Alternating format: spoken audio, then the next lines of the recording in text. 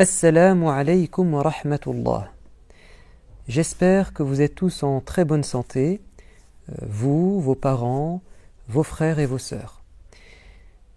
Moussa alayhi salam a reçu la mission très risquée, très compliquée, de se confronter au plus grand tyran qu'a connu l'humanité. Pharaon.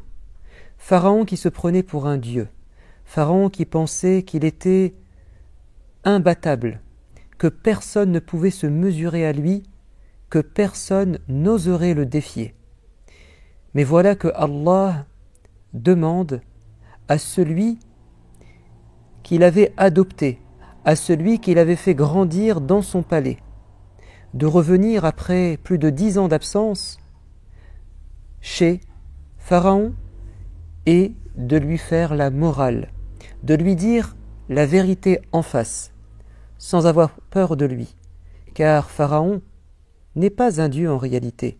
Le vrai Dieu, c'est celui qui donne la vie et la mort, c'est celui qui protège, c'est celui qui est capable de rendre faible celui qui est puissant et de rendre puissant celui qui est faible. Moussa alayhi salam a demandé l'aide de son frère Haroun. Allah lui a donné 2 grands miracles, le bâton qui se transforme en serpent et la main qui rayonne de lumière. Muni de ces 2 miracles, épaulé par son frère, il se rend dans la cour, dans le palais de Pharaon. Et là, ça a été la grande surprise. Pharaon voit Moïse, mais qu'est-ce qu'il fait là? Qu'est-ce qui lui prend? Il n'a pas peur.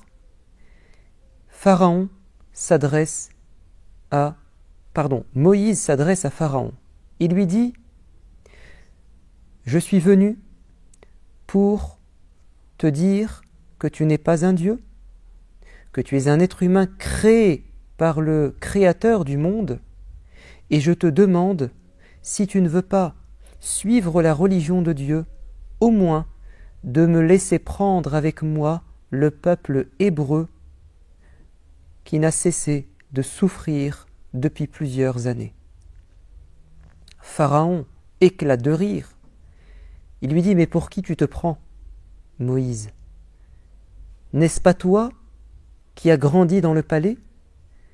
N'est-ce pas toi à qui nous avons donné à manger quand tu étais encore enfant? C'est comme si aujourd'hui on disait à quelqu'un: je t'ai changé les couches. Pour qui tu te prends?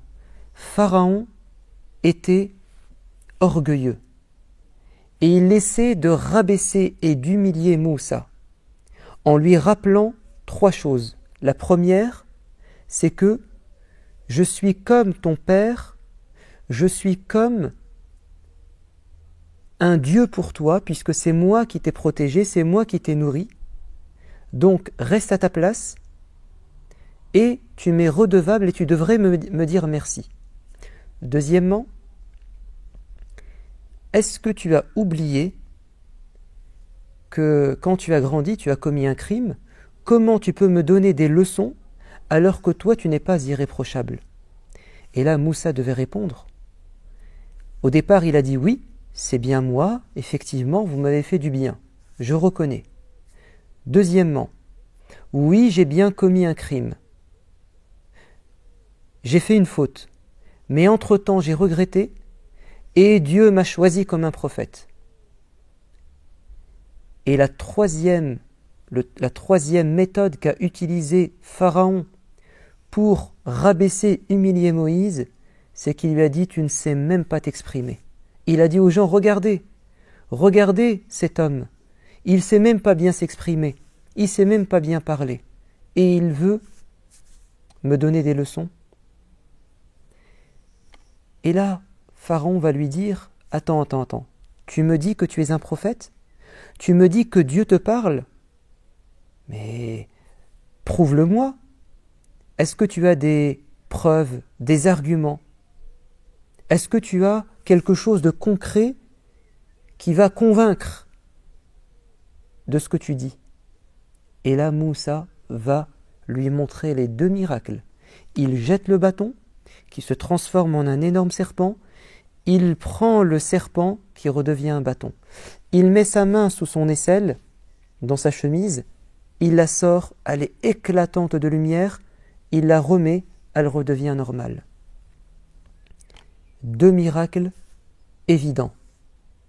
Et pourtant, Pharaon, qui à ce moment était convaincu que c'était des miracles, il va s'entêter, il va s'obstiner, il va s'enorgueillir, et il va dire « ce n'est que de la magie ce que tu viens de faire ». Et d'ailleurs, moi aussi j'ai des magiciens qui savent faire comme toi et voire même mieux que toi. Je ne te reconnais pas comme prophète. Et je vais prouver aux gens que tu es un menteur, un imposteur et un magicien, et qu'il y a mieux que toi. Choisis un jour, fixe un rendez-vous, où tu vas affronter mes magiciens les plus compétents, et on verra qui d'entre vous va l'emporter. Moussa accepte le défi, parce qu'il est sûr que ce qu'il fait est un miracle, et que la magie des gens qu'il ramènera, ce n'est que des tours de passe-passe. Ça ne peut pas faire le poids devant le miracle. Alors Moussa dit, je choisis le jour de la grande fête. Il y avait un jour de grande fête en Égypte, où les gens se rassemblaient. Je veux que tout le monde soit présent. Moussa n'a pas peur, il a confiance en Dieu. Et le rendez-vous est fixé. Et là, Pharaon lance un appel à tous les magiciens talentueux du royaume. Venez vite, j'ai besoin de vos services. Il leur explique la mission. Vous devez battre Moïse. Moïse réussit en jetant un bâton à nous faire croire que c'est un serpent. Faites mieux que lui. Les magiciens disent, mais bien sûr, Pharaon, bien sûr qu'on peut le faire, ne t'inquiète pas. Mais qu'est-ce que tu nous donnes en échange ? Est-ce que tu vas nous donner de l'argent ?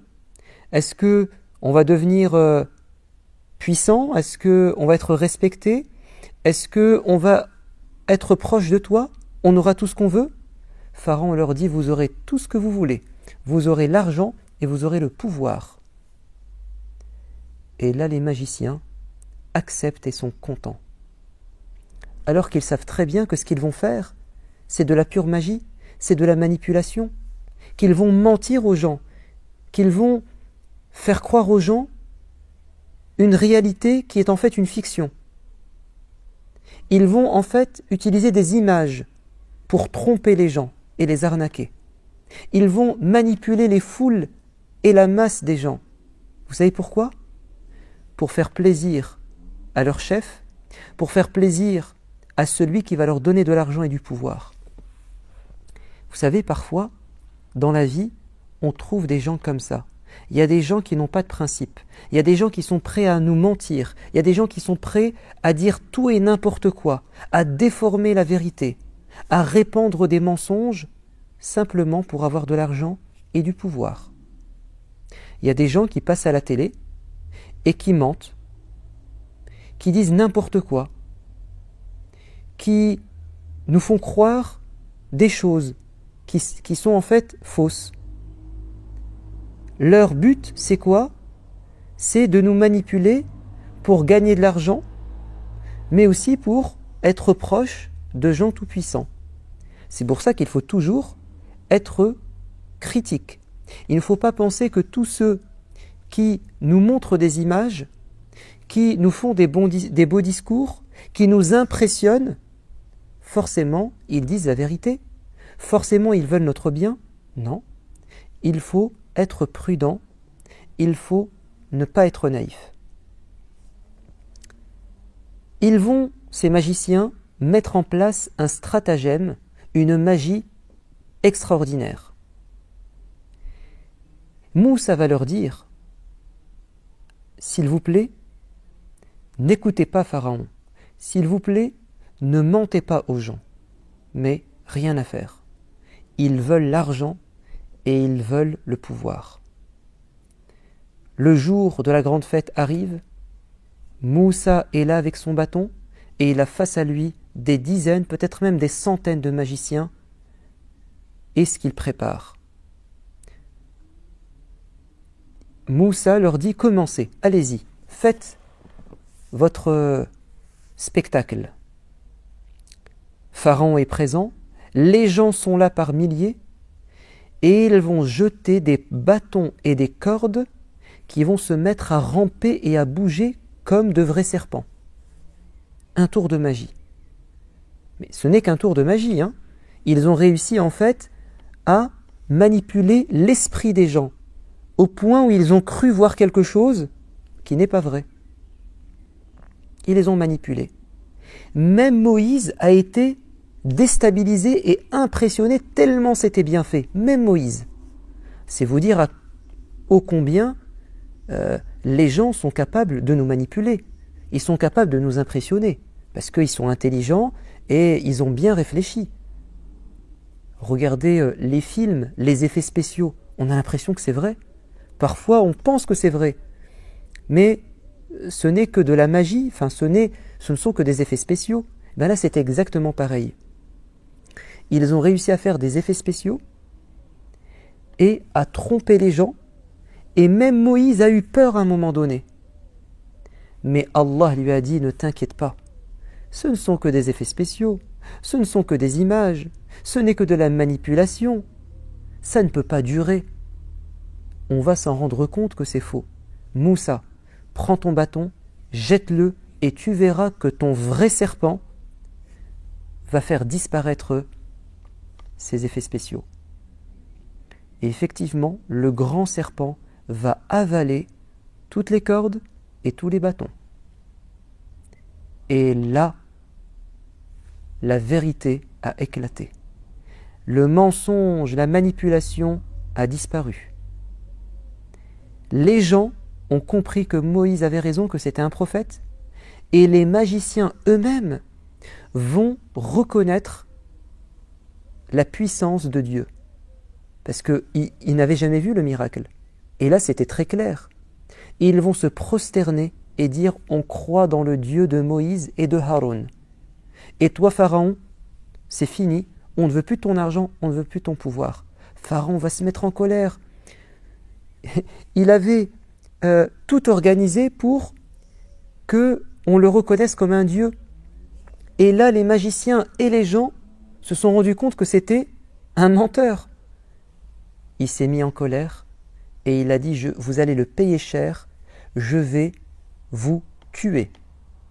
Vous là, je vais tous vous tuer. » Et effectivement, Pharaon va exécuter tous les magiciens. Tellement il était méchant. Que va-t-il se passer? Comment va réagir Moussa? Comment va réagir Haroun? Est-ce que Pharaon va continuer à faire du mal aux Hébreux? Qui va remporter ce combat au final? C'est ce que nous saurons la prochaine fois. Prenez soin de vous. Attention de ne pas croire tout ce que vous voyez. Attention de ne pas vous faire manipuler par les images. Attention de ne pas être impressionné par ceux qui veulent nous manipuler. Restez toujours avec un esprit critique. Restez prudent. Vérifiez tout ce qu'on vous dit et tout ce que vous voyez. Et croyez en Dieu et attachez-vous à votre religion. À bientôt. Wassalamu alaikum wa rahmatullah.